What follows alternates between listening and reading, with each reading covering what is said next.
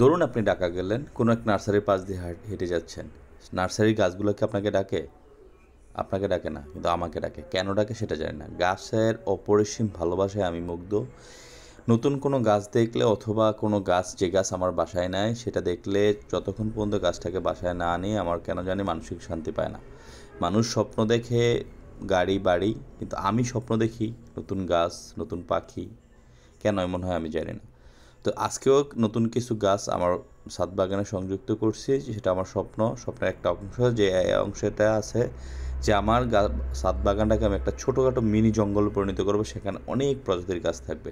সেই লক্ষ্যে প্রতি মাসে বা কখনো ঢাকা গেলে বা কোথাও গেলে একটা দুইটা গাছ কালেক্ট করি। তো যারা যারা আমার ভিডিও নিয়মিত দেখেন তারা হয়তো বুঝতে পারবেন যে কোন গাছগুলো আমার এই বাগানে আগে ছিল না, এখন সংযুক্ত হয়েছে।